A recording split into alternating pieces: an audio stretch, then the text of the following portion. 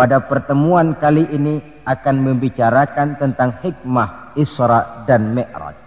Satu peristiwa masa lampau yang tetap tidak kehilangan relevansinya untuk kita jadikan pelajaran bagi kita yang hidup di penghujung abad ke-20 ini. Kalau kita perhatikan, hampir setiap bulan dalam Islam ini mempunyai nilai-nilai sejarah. Kalau kita bicara Muharram misalnya, kita diingatkan dengan peristiwa hijrah. Kita bicara Ramadan, diingatkan dengan peristiwa nuzulul Quran. Kita bicara bulan Zulhijjah, diingatkan dengan peristiwa kurban. Kita bicara bulan Syawal, diingatkan dengan Idul Fitri. Kita bicara bulan Rabiul Awal, diingatkan dengan Maulid Nabi. Dan kalau kita bicara bulan Rajab, kita diingatkan kepada peristiwa Isra dan Mi'raj. Sebagai yang kita maklum, Quran itu memang bukan kitab sejarah. Tetapi Al-Quran banyak menceritakan peristiwa-peristiwa bersejarah. Dan kalau kita perhatikan, gaya bahasa yang digunakan oleh Al-Quran di dalam menceritakan peristiwa-peristiwa bersejarah itu berbeda satu dengan lainnya. Istimewa sekali bahwa untuk menceritakan peristiwa Isra dan Mi'raj, Allah memulai ayatnya dengan menggunakan kalimat tasbih. Seperti yang kita baca dalam surah Bani Israel ayat pertama. Subhanallazi asra bi'abdihi laylan minal masjidil harami ilal masjidil aqsa.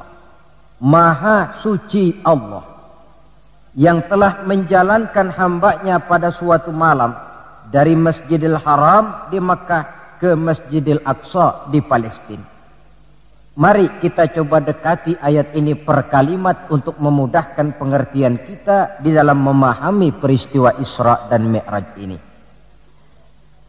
Ayat ini dimulai dengan kalimat subhanallazi.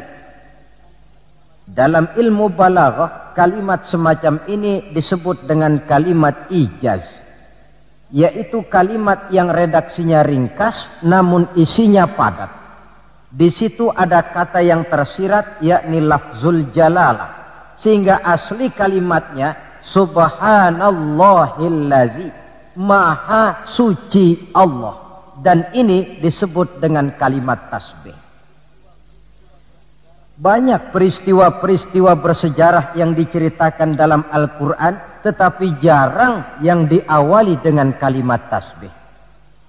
Al-Quran menceritakan bagaimana Allah menciptakan Nabi Adam, tidak dimulai dengan kalimat tasbih. Al-Quran menceritakan bagaimana Fir'aun dan bala tentaranya ditenggelamkan di Lautan Merah. Itu kejadian hebat, tidak dimulai dengan kalimat tasbih. Pun Al-Quran menceritakan bagaimana umatnya Nabi Saleh, umatnya Nabi Hud dan lain sebagainya yang ditelan gempa bumi, ditiup angin topan, seluruhnya diceritakan dalam Al-Quran, tetapi tidak satu pun yang dimulai dengan kalimat tasbih. Istimewa untuk menceritakan Isra dan Mi'raj ini, Allah memulai ayatnya dengan kalimat tasbih. Subhanallazi, maha suci Allah, maha suci dari segala kelemahan, maha suci dari segala kekurangan, maha suci dari segala ketidakmampuan. Allah mempertaruhkan kesuciannya untuk menjamin kebenaran peristiwa Isra dan Mi'raj. Dan sebagai pertanda, Isra dan Mi'raj bukan sekedar peristiwa biasa, tetapi Isra dan Mi'raj adalah peristiwa yang amat sangat luar biasa, sampai Allah memulai ayatnya dengan menggunakan kalimat tasbih. Apa hikmah yang bisa kita ambil dari kalimat tasbih ini? Saudara, kita tahu di dalam agama kita ini kan ibadah macam-macam. Ada ibadah yang berat dan modalnya juga besar. Membangun masjid berat dan perlu biaya besar. Melaksanakan ibadah haji berat dan perlu biaya besar menurut umumnya ukuran ekonomi bangsa kita. Ini jenis ibadah yang berat dan perlu modal besar. Lalu ada pula ibadah itu yang berat tapi modalnya ringan, seperti puasa. Puasa itu kan berat, puasa itu bukan menahan lapar dan hausnya yang berat, tetapi esensi puasa itu sendiri, yakni kemampuan mengendalikan nafsu. Kita ini kan kalau sedang puasa, lapar sih tahan, tapi marah kadang-kadang nggak tahan. Haus tahan, tapi ngomongin orang kadang-kadang nggak tahan. Padahal di situ esensi puasa, kemampuan mengendalikan nafsu. Dia ibadah yang berat, tapi modalnya ringan. Modal paling penting niat. Sahur itu kan hukumnya sunnah muakkadah. Yang wajib itu niatnya. Ini jenis ibadah yang berat tapi modalnya ringan. Lalu ada pula ibadah itu yang ringan, modalnya pun ringan. Agama menyebutnya dengan kalimatut thayyibah. Ucapan-ucapan yang baik yang banyak diajarkan oleh agama kita. Bertemu teman, assalamualaikum, ibadah. Memulai pekerjaan, bismillahirrahmanirrahim, ibadah. Melihat sesuatu yang hebat, masya Allah. Melihat sesuatu yang luar biasa, subhanallah. Terkejut, astaghfirullah. Mendapat nikmat, alhamdulillah. Terkena musibah, inna lillah wa inna ilaihi raji'un. Ibadah dengan modal yang ringan berupa mengucapkan kata-kata yang baik yang banyak diajarkan oleh agama kita. Ini kan ringan. Orang tidak perlu syarat toharoh, orang tidak punya wudhu itu istighfar boleh. Tidak punya wudhu itu baca sholawat boleh. Membiasakan ucapan-ucapan yang baik di dalam kehidupan. Itu hikmah yang kita ambil dari kalimat subhanallazi. Kalimat selanjutnya asra. Maha suci Allah yang telah menjalankan. Asal kalimat asra ini sara yasiru. Lalu dibentuk dalam bentuk majhul menjadi asra yusri isra'an. Maha suci Allah yang telah menjalankan. Segera nampak dari ayatnya, saudara-saudara, bahwa dalam peristiwa Isra dan Mi'raj itu yang aktif sebenarnya Allah. Nabi pasif. Allah yang menjalankan, Nabi yang dijalankan. Orang dijalanin tentu terima beres, namanya juga dijalanin. Maka tidak heran kalau beliau berangkat dari Mekah, kemudian menuju Masjidil Aqsa di Palestina. Dari sana naik ke langit pertama, 2, 3, 4, 5, 6, 7. Dari sana naik lagi ke Rafraful Akhdar, sampai ke Sidratil Muntaha, sampai di bawah Aras, menerima perintah sholat, melakukan kunjungan ke surga dan neraka, kembali lagi ke Mekah tidak lebih daripada 1/3 malam. Kok bisa ya? Kalimatnya asra. Allah yang menjalankan, Nabi yang dijalanin. Tentu saja karena dijalankan, oh beliau lalu terima beres. Andai kata Rasul berjalan sendiri, terang beliau tidak akan mampu menempuh jarak yang demikian jauh dalam waktu yang relatif singkat. Artinya, di dalam memahami peristiwa Isra dan Mi'raj ini, yang dipakai bukan logika intelektualitas manusia, tetapi logika kemahakuasaan yang mutlak dari Allah Subhanahu wa ta'ala. Satu contoh kecil. Saya satu hari berangkat ke Bogor. Jam 9 saya berangkat dari rumah, ambil baju di lemari, saya pakai. Berangkatlah saya ke Bogor. Saya tidak tahu kalau di kantong baju saya ada semutnya. Saya pun berangkat ke Bogor. Jam 10 sampai di Bogor, 10:30 urusan selesai, kembali lagi ke rumah, 11:30 sudah sampai di rumah. Baju saya buka, saya gantung kembali di lemari, semutnya keluar dari kantong, cerita sama teman-temannya. Saudara-saudara bangsa semut, percayalah saya baru saja pulang dari Bogor. Kata temannya, jam berapa kau berangkat? Tadi jam 9. Lalu setengah 12 sudah sampai lagi di sini? Iya. Temannya yang berpikir menurut logika semut mana mungkin percaya, tentu akan berkata bagaimana mungkin Mut. Badanmu begitu kecil, jalanmu begitu lambat, masa ke Bayoran Bogor jam 9 berangkat, setengah 12 sudah pulang lagi. Temannya tidak tahu, semut bukan jalan sendiri, tapi nyempeng di kantong saya. Dahulunya Abu Jahal, Abu Lahab, dan abu-abu lainnya, itu mikirnya pakai logika manusia. Ya jelas toh, peristiwa ini tidak akan bisa dicernakkan oleh logika. Karena itu kalau sedikit orang mau merenungi ayatnya, tidak terlalu sulit memahami Isra dan Mi'raj. Dia kehendak Allah, bukan kehendaknya Rasulullah Sallallahu Alaihi Wasallam. Ini kalimat Asra.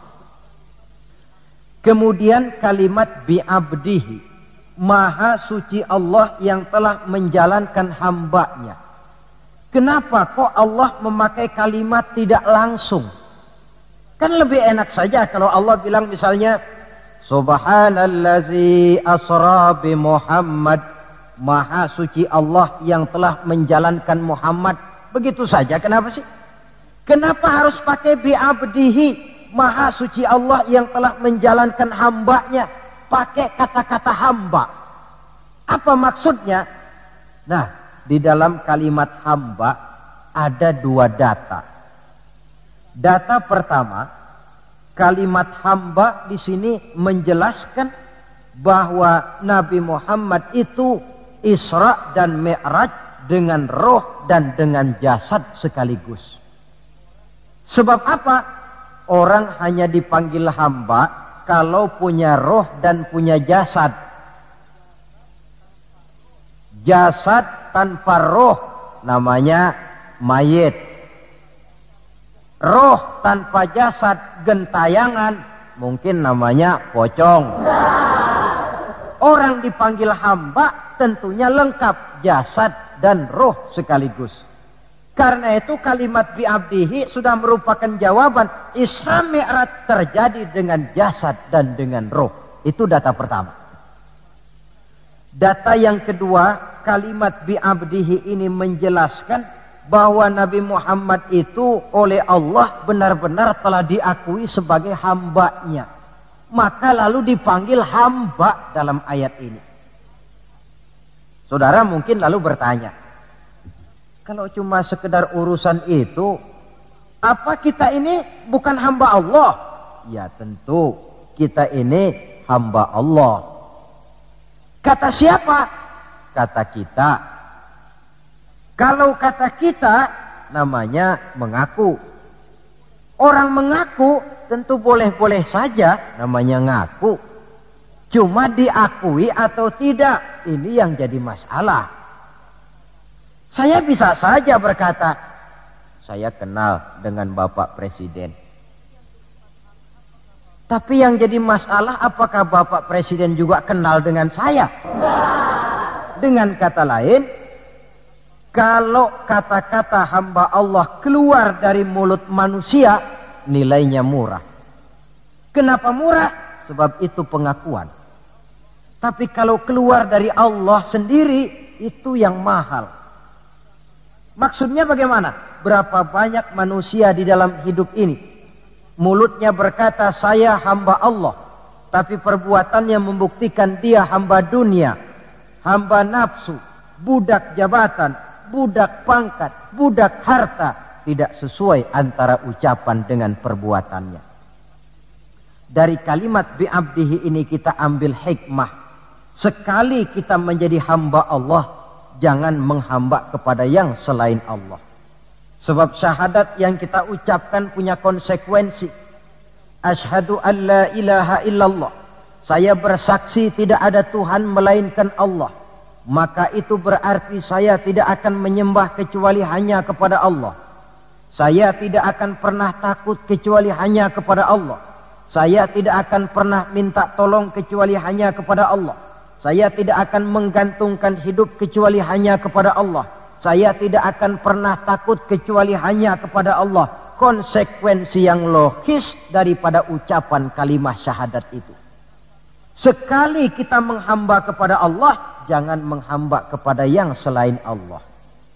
Adapun Nabi sebelum dipanggil bi'abdihi dalam ayat ini, kita baca dari sejarah tahun-tahun sebelum beliau dipanggil dengan kalimat bi'abdihi, tahun kelabu, amul huzni dalam sejarah itu, tahun duka cita. Beliau ditinggal oleh paman tercinta Abu Thalib. Setelah paman tercinta meninggal, istri tercinta pun wafat, Khadijah. Wafat kedua pelindung ini, makin meningkat gangguan kafir Quraisy. Dihina, dicemoohkan, dicaci maki, dilontari dengan kotoran unta, bahkan akan diancam untuk dibunuh. Lulus menghadapi semua itu, Allah panggil beliau bi'abdihi. Seolah-olah Allah mengatakan, Muhammad itu betul-betul hambaku, tidak bergeser nilai kehambaannya apapun yang menimpa dia. Saudara hadirin yang saya hormati, ini kalimat bi'abdihi. Jadi dari sini kita bisa memahami Isra yang merupakan perjalanan Nabi dari Masjidil Haram hingga ke Masjidil Aqsa, dan Mi'raj yang naiknya Nabi dari Masjidil Aqsa menghadap Allah semata-mata merupakan peristiwa yang terjadi menurut apa maunya Allah. Nah, kemudian apa tujuan daripada Isra dan Mi'raj itu? Hakikatnya cuma Allah yang tahu tentu. Namun kalau kita lihat di penghujung ayatnya, kita akan menemukan kalimat linuriyahu min ayatina. Keseluruhan perjalanan yang ajaib itu, sejak berangkat sampai kembali, tujuannya linuriyahu min ayatina. Untuk kami perlihatkan kepada Nabi Muhammad itu sebagian kecil daripada tanda-tanda kebesaran kami, untuk disampaikan kepada umatnya dan kemudian menjadi pelajaran di dalam mengarungi kehidupan. Seluruh perjalanan yang dilihat oleh Nabi, seluruh pemandangan yang ditemui di dalam perjalanan itu merupakan sebagian kecil dari tanda-tanda kebesaran Allah. Dan itu merupakan tamsil, contoh pelajaran buat kita yang hidup di zaman sekarang ini. Misalnya di dalam perjalanan Rasul melihat ada orang mencakar-cakar mukanya dengan kukunya sendiri. Beliau bertanya, ya Jibril, itu orang macam apa? Jibril yang waktu itu bertindak sebagai bodyguard menjelaskan, Muhammad, itulah contoh daripada umatmu, orang-orang yang suka memburuk-burukan saudaranya sendiri. Ditamsilkan bagaikan orang yang mencakar mukanya sendiri. Sebab muslim ini bersaudara seperti satu tubuh. Jikalau yang satu sakit, yang lain akan ikut merasakan sakit. Jikalau satu terinjak, yang lain merasakan akibatnya. Ibu jari tersandung batu, mulut akan berkata aduh, air mata akan keluar, kepala mungkin akan ikut pusing, dan itu refleks tanpa harus menunggu undangan. Orang yang memburuk-burukan saudaranya sendiri, hakikatnya mencakar mukanya sendiri. Bak kata pepatah, menepuk air di dulang, terpercik muka sendiri. Lalu beliau melihat pula ada orang dipotong lidahnya. Kata malaikat Jibril, Muhammad, itu tamsil daripada umatmu, orang-orang yang suka mengumpat, para pembuat fitnah, tukang bikin gosip dan menjelek-jelekan orang lain. Maka lidahnya akan dipotong sedemikian rupa. Lalu beliau melihat pula dalam perjalanan ada orang memikul kayu. Sudah cukup berat, rengkek-rengkek dia membawa beban yang cukup berat itu. Anehnya malah Beban yang sudah cukup berat itu bukan dikurangi, malah ditambahi. Makin berat, makin ditambah. Makin berat, makin ditambah. Sampai Nabi heran dan tanya, Jibril apa lagi kalau ini? Nah Muhammad, ini tamsil daripada umatmu, orang-orang yang dipercayakan untuk memikul satu amanah, tetapi amanah yang satu belum dia laksanakan, sudah diterima amanah yang lain. Akhirnya bertumpuk-tumpuk di pundaknya amanah-amanah yang harus disampaikan. Orang yang terlalu banyak jabatan, tetapi kemudian ternyata tidak mampu melaksanakan tugasnya. Tapi dikasih jabatan baru, mau lagi. Dikasih yang baru, mau lagi. Soal mampu of tidak, soal nomor 2, yang penting punya jabatan. Orang yang di dalam menerima suatu pekerjaan tidak pernah mengukur dengan batas kemampuan yang dimilikinya. Lalu beliau melihat pula ada sekelompok orang menanam. Hari itu dia menanam, hari itu juga tumbuh, hari itu juga keluar buahnya. Diketamnya, lalu tumbuh lagi gantinya. Tiap kali diketam, tiap kali keluar buahnya. Itu tamsil apa ya Jibril? Kata malaikat Jibril, wahai Muhammad, itulah satu contoh daripada umatmu, orang-orang yang gemar memberikan bantuan kepada orang yang memang memerlukannya. Mereka yang rajin sedekah, membantu fakir miskin, menyantuni yatim piatu, memberikan bantuan kepada pengembangan dakwah, madrasah, pendidikan dan pesantren. Hakikatnya mereka mengeluarkan uang, tetapi hakikatnya itu adalah untuk kepentingan diri mereka sendiri. Dicontohkan laksana orang, hari itu dia menanam, hari itu tumbuh buahnya. Dia petik, keluar lagi gantinya. Begitu seterusnya, tidak pernah berhenti. Jadi orang yang rajin bersedekah, senang memberikan bantuan kepada mereka yang memerlukannya, pada hakikatnya adalah orang-orang yang tidak pernah merugi barang sedikit pun.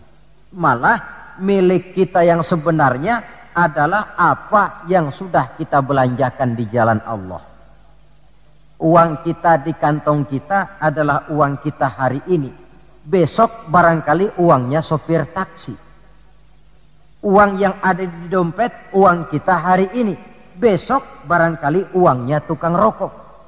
Uang kita yang sebenarnya apa yang sudah kita belanjakan di jalan Allah. Baik dalam bentuk zakat, infak, sedekah dan lain sebagainya. Tentu banyak peristiwa yang dilihat oleh Nabi di dalam perjalanan yang seluruhnya merupakan pertanda kebesaran dari Allah Subhanahu wa taala. Nah, Saudara, kemudian di antara tujuan Isra dan Mi'raj, di samping memperlihatkan sebagian kecil tanda kebesaran Allah, menerima perintah sholat. Dari segi menerimanya saja sholat itu sudah istimewa. Coba kita lihat. Allah perintah kita puasa. Cukup turun ayat. Ya ayyuhalladzina amanu kutiba alaikumussyiyam. Cukup turun ayat. Allah perintah orang yang mampu untuk melaksanakan ibadah haji. Cukup turun ayat. Allah perintah kita bayar zakat. Cukup turun ayat. Tapi Allah perintah kita sholat. Tidak cukup cuma sekedar turun ayat. Nabinya langsung dipanggil. Dari segi ini saja sholat itu sudah istimewa. Benar kalau Nabi menyatakan innama masalus sholati fid din kama salir ra'si fil jasad. Kedudukan sholat dalam agama sama dengan kedudukan kepala dalam anggota badan manusia. Kita yakin manusia tidak punya sebelah tangan, mungkin masih bisa hidup.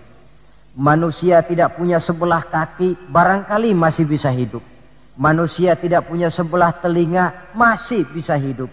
Tapi kalau manusia sudah tidak punya kepala, umpama hidup juga, itu barangkali tulen turunannya kuntilanak. Begitulah kita lihat kedudukan sholat ini di dalam agama. Begitu pentingnya sampai untuk menerima perintah sholat Allah langsung memanggil Nabi kita Muhammad sallallahu alaihi wasallam. Saudara hadirin yang saya hormati, apa sih sebenarnya perlunya kita sholat itu? Tidak untuk menggembirakan Allah. Se-ASEAN orang tidak ada yang sholat, Allah tidak akan pensiun. Jangan lagi kita berpikir, barangkali kalau kita se-Jakarta ini tidak sholat, Allah rugi. Tidak. Tidak usahlah se-Jakarta, se-ASEAN lah. Tidak ada orang yang sholat. Allah tetap Allah. Sebab ia menjadi Allah, tidak ada ketergantungannya kepada manusia. Ia tidak pernah mengambil manfaat daripada perbuatan manusia. Sholat yang diperintahkan kepada kita, manfaatnya akan kembali kepada kita. Apa sih manfaat sholat itu dalam hidup ini? Untuk menjawab apa manfaat sholat, coba kita lihat. Ayat yang memerintahkan sholat itu selalu oleh Allah dimulai dengan kata aqimis sholah. Tidak ada i'malis sholah, if'alis sholah. Tidak. Mesti aqimis sholah. Dirikan sholat. Bukan kerjakan. Tapi dirikan. Maaf saudara. Mungkin di antara kita sudah banyak yang mengerjakan sholat. Tapi belum banyak yang mendirikan sholat. Apa bedanya Pak mengerjakan sholat dengan mendirikan sholat itu?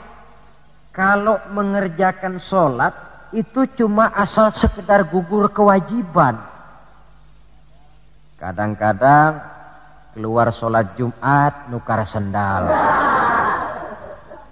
Mentang-mentang khotibnya khutbah, saudara-saudara kaum muslimin, ambillah yang baik, tinggalkan yang buruk. Lalu keluar praktek. Padahal sholat, di situ kita lihat bahwa orang macam ini sebenarnya hanya sekedar baru mengerjakan sholat, belum mendirikan sholat. Padahal agama menuntut kita dirikan sholat. Apa pengertian mendirikan sholat itu? Mendirikan sholat artinya mengerjakan sholat dengan betul, cukup syarat rukunnya, selesai sholat, ajaran sholat diterjemahkan di luar sholat. Itu artinya mendirikan sholat. Jadi ada istimrar, kontinuitas, kesinambungan kata orang sekarang. Pada waktu dia mengerjakan sholat kelihatan khusyuknya. Setelah selesai dia sholat, kembali ke masyarakat, kembali ke tempat tugas, ajaran sholat diterjemahkan di sana.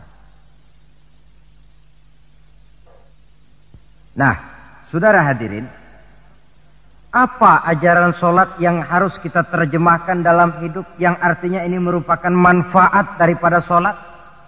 Pertama, sholat mengajarkan kita satu sifat yang disebut rendah hati, at-tawadhu.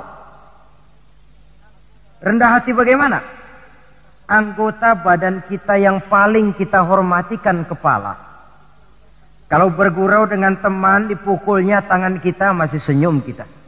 Dipegangnya kaki masih senyum kita. Tapi kalau sudah kepala, marah. Namun kepala yang begini kita hormati, manakala sujud di hadapan Allah, sama rendahnya dengan telapak kaki kita. Allahu Akbar. Selesai sholat, kembali ke masyarakat, sombongnya hilang. Ini mendirikan sholat. Sebab apa? Dia tahu orang sombong itu Allah tidak senang. Iblis diusir dari sorga itu kan cuma karena sombong. Diperintah sujud kepada Nabi Adam, dia tidak mau. Allah tanya Iblis, kenapa kau tidak mau? Ini kan perintahku, kata Allah. Iblis dengan sombongnya menjawab, wahai Allah, saya akan diciptakan dari api, Adam kan dari tanah. Unsur api lebih mulia daripada unsur tanah. Masa saya harus sujud sama Adam yang baru kemarin? Gengsi ah. Kata Allah, kamu sombong iblis. Surga bukan tempat orang sombong. Keluar. Iblis diusir dari surga. Jadi kira-kira sajalah yang sudah di surga itu sombong saja diusir, apalagi kita yang masih di dunia ini. Dalam segala bentuknya sombong itu Allah tidak senang. Sombong ilmu Allah tidak senang. Mentang-mentang punya ilmu agama, tepuk-tepuk dada, nih saya satu-satunya ustadz di sini. Semuanya mesti ngaji sama saya ya.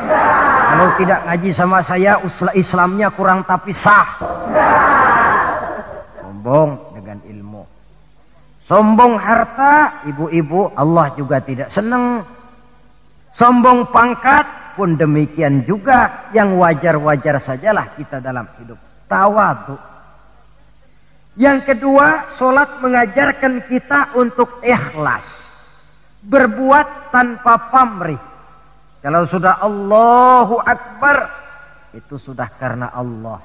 Orang mau puji atau tidak, mau tahu atau tidak, mau dengar atau tidak, yang penting Allah. Tertanam keikhlasan.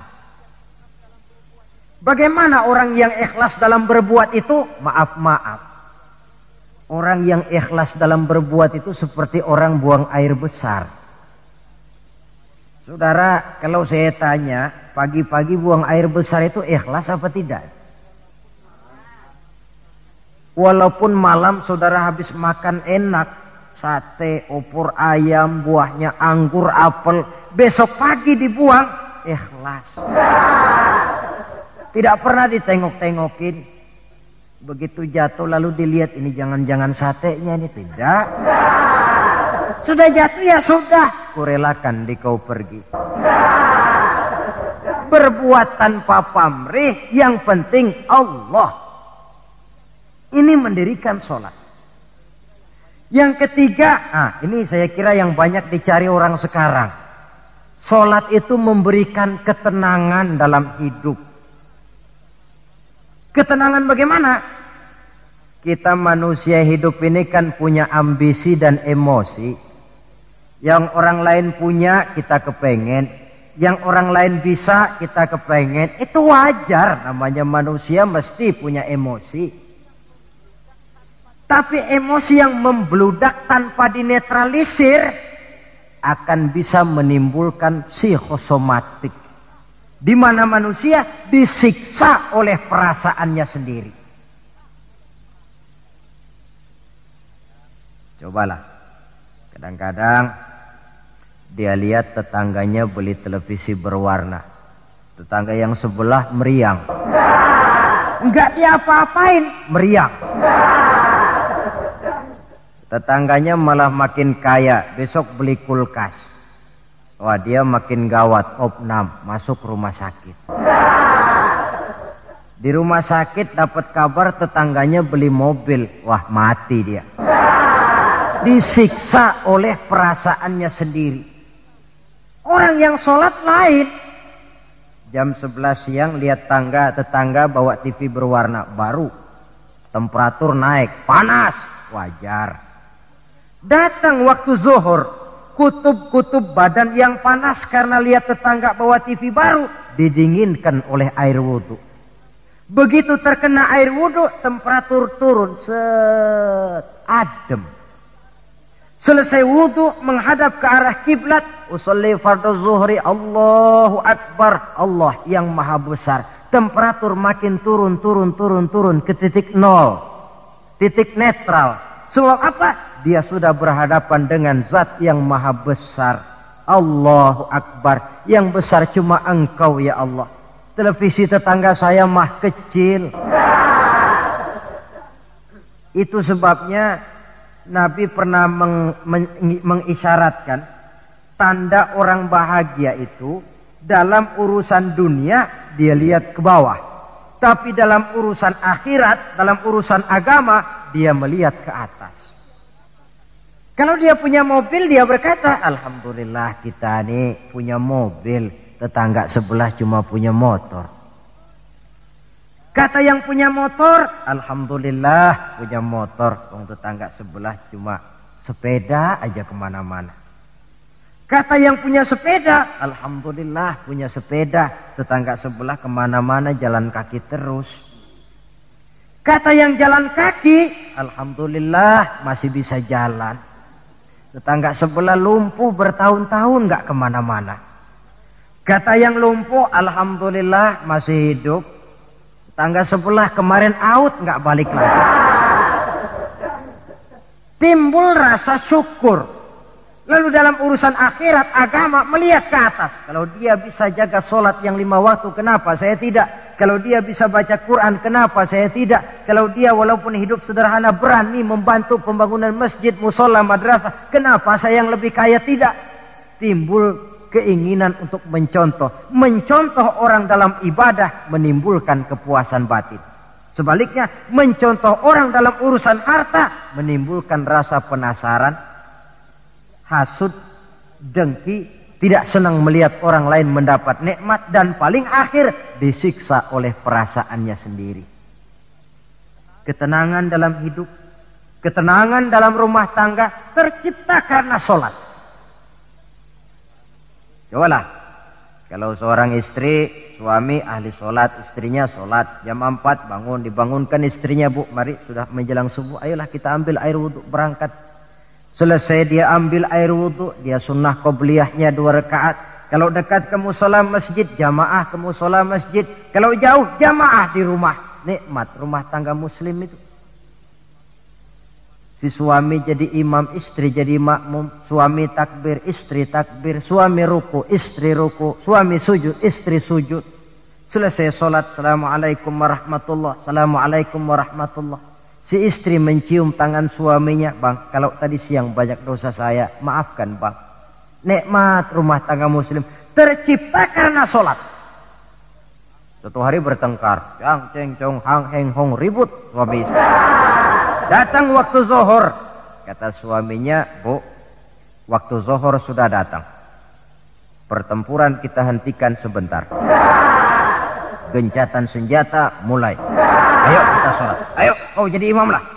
Suami jadi imam, istri jadi makmum. Biar monyong-monyong dikit, sholat. Selesai sholat, assalamualaikum warahmatullah, assalamualaikum warahmatullah. Si suami menoleh ke belakang. Bu, kalau memang masih penasaran, terusin yuk.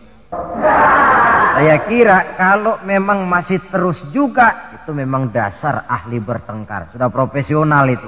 Pakai sholat saja tidak mempan, bagaimana pula dengan yang lain. Sholat membawa ketenangan dalam hidup pribadi, berumah tangga, bahkan bermasyarakat sampai kepada bernegara. Inilah makna inna sholata tanha anil fahsya'i wal munkar. Sholat yang didirikan dengan betul mampu mencegah manusia daripada perbuatan yang keji dan munkar. Saudara hadirin yang saya hormati, dengan demikian maka sholat adalah keperluan kita, bukan keperluannya Allah. Dan waktunya sudah diukur sedemikian rupa. Coba lihat, antara subuh dengan zuhur itu intervalnya panjang. Sebab apa? Allah juga tahu di situ jam-jam sibuk. Pegawai di kantor, petani di ladang, di sawah, pedagang di pasar, maka di situ tidak ada sholat kecuali sholat sunnah. Bekerja kita dari pagi sampai siang, siang sampai udara panas, timbul stres. Datang refreshing, istirahatlah, jangan diforsir, ademi dengan wudhu, lalu sholat zuhur. Selesai sholat zuhur, kembali lagi ke tempat tugas. Antara zuhur dengan asar intervalnya lebih pendek. Sebab apa? Dalam udara panas kerja cepat melelahkan. Maghrib dengan isya intervalnya lebih pendek lagi. Sebab apa? Sudah masuk malam. Sebagian besar kejahatan justru terjadi pada waktu malam. Antara isya dengan subuh intervalnya memang panjang, tapi di sana ada terminal kontrol cadangan yang disebut tahajud, hajat dan sebagainya. Terminal-terminal kontrol cadangan untuk menjaga stabilitas temperatur batin manusia. Jadi dengan demikian, kalau diabaikan, kerugian untuk manusia sendiri. Sebab hakikatnya Allah tidak pernah mengambil manfaat daripada amal dan perbuatan manusia itu. Nah, saudara-saudara, dari uraian yang singkat ini, kita ambil beberapa kesimpulan. Pertama, Isra dan Mi'raj adalah maunya Allah. Kita manusia punya kemauan, Allah juga punya kemauan. Kalau kemauan kita sesuai dengan kemauan Allah, tentu jadi. Kalau tidak, ya tidak. Maunya Allah yang jadi, bukan maunya kita. Nah, agar mau kita dimaui Allah, caranya bagaimana? Mudah saja. Ikuti apa maunya Allah, nanti dia ikuti maunya kita. Dekati Allah, nanti dia dekat dengan kita. Kalau dekat, fasilitas tentu dikasih. Kita dekat sama lurah saja kadang-kadang dapat fasilitas kan. Dekat dengan orang-orang tertentu bisa mendapat fasilitas. Dekat dengan Allah demikian juga adanya. Sarana komunikasi yang paling efektif untuk mendekati Allah, sholat adanya. Yang kedua, seluruh kejadian dalam alam hanya bisa terjadi karena dua proses. Pertama yang disebut proses kauniyah, yaitu seluruh kejadian yang terikat oleh hukum kausal, hukum sebab akibat. Kalau begini mesti begitu. Kejadian seperti ini bisa diperhitungkan, dapat diperkirakan dan bisa dianalisa. Tapi ada kejadian lain yang disebut proses rabbaniyah. Kejadian yang terjadi menurut apa maunya Allah dan tidak tunduk kepada manusia, kepada hukum kausal. Contoh,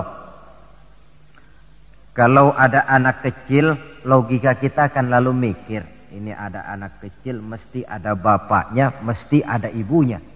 Ibu bapak sebab anak akibat, itu proses kausal. Tapi kalau Allah yang mau, tidak mesti. Nabi Adam, ibu tidak ada, bapak tidak ada, Allah mau jadi. Tidak bisa diselidiki secara eksat. Bagaimana ya proses terjadinya Nabi Adam secara antropologi budaya? Buntu. Nabi Isa, ibu ada, bapak tidak ada, Allah mau jadi. Tidak bisa diselidiki secara medis. Bagaimana ya menurut ilmu kedokteran? Kok Siti Maryam bisa hamil padahal dia tidak punya suami? Mukjizat. Maryam hamil tanpa suami, Allah yang mau. Cuma tentu agak kita sesalkan bahwa di zaman sekarang ini rupanya banyak juga perempuan-perempuan tidak mau kalah dengan Siti Maryam ini. Ini barangkali termasuk mukjizat abad 20. Saudara-saudara, otoritas intelektual perlu, tapi tidak bisa mentargetkan. Beberapa tahun yang lalu, Direktorat Vulkanologi itu sibuk mengawasi 2 buah gunung berapi yang dianggap bahaya kelas 1 dan setiap saat bisa meletus. Sore, pagi, siang, malam diawasi. Merapi di Jawa Tengah dan Anak Krakatau di Selat Sunda. Apa yang kemudian terjadi? Yang diawasi tenang-tenang saja. Yang tidak diawasi malah batuk-batuk. Galunggung. Begitu Galunggung meletus, komentar macam-macam. Kata Direktorat Vulkanologi, oh itu kan gejala alamiah. Gejala alamiah. Kata yang seniman, oh itu karena alam sudah bosan bersahabat dengan manusia. Macam-macamlah komentar. Tapi satu hal yang jelas, otoritas intelektual manusia itu harus sadar akan kelemahan keterbatasannya. Janganlah karena terlalu memuja otak sampai kita lupa kepada yang bikin otak. Sebab bagaimanapun jeniusnya otak manusia, yang bikin otak tentu lebih jenius lagi. Kita kagum dengan otak manusia, tapi kadang-kadang kita lupa dengan sang pembuat otak. Isra Mi'raj proses rabbaniyah. Allah yang mau, bukan Nabi Muhammad yang mau. Api, kalau menurut kita kan api itu panas membakar. Kalau menurut Allah tidak, api itu netral. Netral bagaimana? Terserah maunya Allah. Kalau dia mau api panas, ya panas. Kalau tidak, ya tidak. Panas dan tidaknya bukan untuk manusia, bukan untuk Allah, tetapi untuk manusia. Maka Nabi Ibrahim pada waktu oleh Raja Namrus dilempar ke kobaran api yang menggunung, seujung rambut pun dia tidak terbakar. Sebab apa? Ketika dia hampir jatuh ke dalam api, Allah berkata kepada api, ya naru kuni bardan wa salaman ala Ibrahim. Hai api, dinginlah kamu, selamatkan Ibrahim. Api tunduk kepada maunya Allah, seujung rambut pun Nabi Ibrahim tidak terbakar, malah kedinginan di tengah kobaran api. Kasus macam ini tidak bisa diselidiki secara eksat. Bagaimana kok Nabi Ibrahim itu enggak kebakaran di dalam api? Oh, barangkali baca ayat itu tuh yang tadi itu. Saudara boleh coba. Bacalah ya narukuni bardan wasalaman alaya. Masuk saudara ke dalam api, insya Allah mateng. Kalau potongan kita, sebab yang kita mau itu belum tentu Allah mau. Kalau yang kita mau Allah mau, tentu jadi. Kalau tidak, tidak. Isra Mi'raj sekali lagi peristiwa Rabbaniyah dan bukan peristiwa kauniyah. Logika di dalam memahaminya bukan logika intelektual, tetapi logika kemahakuasaan yang mutlak dari Allah Subhanahu wa ta'ala. Yang ketiga, marilah kita berusaha agar setiap gerak hidup dalam dunia ini bernilai ibadah. Sekurang-kurangnya berupa ucapan-ucapan yang baik. Bukankah yang namanya ibadah itu ya sholat ibadah, puasa ibadah, zakat ibadah, haji ibadah. Tapi tidak terbatas kepada hanya sekedar itu. Membangun rumah sakit, membangun sekolah, membangun panti asuhan yatim piatu, itu keseluruhannya merupakan ibadah.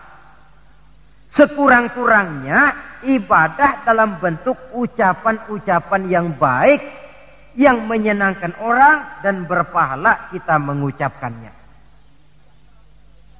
Ini tidak terlalu sulit dan bisa kita praktekkan di dalam kehidupan sehari-hari. Begitu pentingnya soal ucapan, sampai dalam satu ayat Allah menjelaskan, wa qaulun ma'rufun khairun min shadaqatin yatba'uha adza. Ucapan yang baik itu lebih disukai Allah daripada sedekah tapi menyakitkan hati orang yang menerimanya. Sedekah itu pahalanya besar tentu, tapi kalau menyakitkan hati orang yang menerima, lebih baik ngomong yang enak-enak sajalah. Termasuk ini kalimatut thayyibah, ucapan yang baik. Yang keempat, marilah kita menjaga stabilitas kita sebagai hamba Allah. Miskin hamba Allah, jadi orang kaya tetap hamba Allah. Orang biasa hamba Allah, punya pangkat, jabatan, kedudukan tetap hamba Allah. Dalam keadaan bagaimanapun posisi kita, nilai kehambaan jangan bergeser adanya. Yang kelima, Isra Mi'raj sesungguhnya merupakan batu ujian.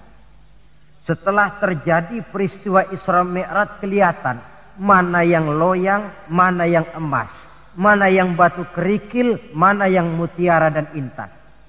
Setelah terjadi Isra dan Mi'raj, yang beriman makin mantap imannya, yang ragu-ragu makin kembali malah kepada kekafiran, yang memang sudah kafir makin menghebat kekafirannya.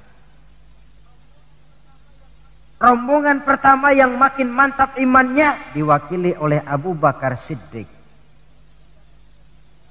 Sehingga ketika diceritakan orang kepadanya, wahai Abu Bakar, sahabatmu Muhammad itu sudah gila dia. Gila bagaimana? Masa dia cerita katanya tadi malam dia dari Masjidil Aqsa, lalu sekarang sudah ada di Mekah lagi. Betul dia cerita macam itu? Betul. Saudara, kalau memang Muhammad yang cerita macam itu, jangankan cuma sekedar sampai Masjidil Aqsa di Palestina, lebih daripada itu pun kalau dia yang memang betul cerita, saya percaya. Makin mantap. Yang ragu-ragu malah ada yang kembali kepada kekufuran. Yang kafir malah makin menghebat kekafirannya. Maka Isra Mi'raj merupakan ujian bagi umat untuk menyaring, merupakan filter mana umat Nabi yang benar-benar yakin dengan iman dan mana yang setengah-setengah dan mana yang murtad, kemudian mana yang ingkar dan kafir. Oleh karena itu, hakikatnya kejadian apapun yang kita alami dalam hidup hendaklah berlaku seperti Nabi Sulaiman alaihi salam. Diberikan beliau kekuasaan, diberikan pengetahuan, diberikan harta yang banyak. Atas semua itu beliau hanya berkata, "Hadza min fadli Rabbi liyabluwani aashkuru am akfur." Semua ini, kekuasaanku, hartaku, ilmu pengetahuan yang diberikan kepadaku, ini cuma sekedar karunia untuk menguji diriku, adakah aku bersyukur karenanya atau malah aku menjadi ingkar karenanya. Maka bersyukurlah kita yang hidup di satu zaman yang jauh dari zamannya Rasulullah. Kita belum pernah berjumpa dengan beliau, belum pernah mendengar suara beliau, tidak melihat gerak langkah perjalanan beliau. Entoh kita beriman dengan peristiwa Isra dan Mi'raj ini. Jauh lebih beruntung daripada orang-orang yang langsung ditongkrongi Nabi. Mereka melihat wajah Nabi, mendengar Nabi membaca wahyu, melihat mukjizat, tetapi mereka tidak juga mau beriman. Nilai-nilai iman ini kalau tidak kita pelihara dan kita syukuri, akan bisa bergeser, ditelan oleh segala macam godaan dan cobaan yang kita hadapi di dalam perjalanan hidup ini.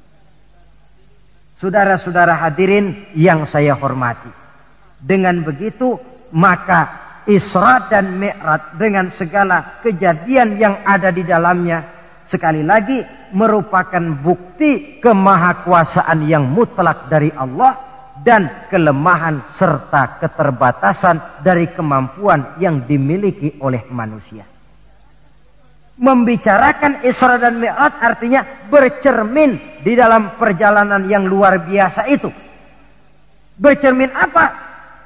Bahwa pengetahuan manusia, taruhlah dia sudah melanglang buana ke ruang angkasa, tapi masih terbatas kepada alam yang fisika, dan itu pun sedikit sekali. Belum dia menyeberang ke alam metafisika. Kekayaannya, apalah artinya kekayaan manusia ini? Jabatan barangkali, kita semua sadar bahwa pangkat yang paling tinggi sebenarnya kan pensiun. Titel yang paling akhir tidak lain adalah almarhum. Setiap kita akan berjalan ke arah itu, sehingga tidak terkena apa yang diingatkan Allah, kalla innal insana la yatgha ar-ra'ahu istaghna.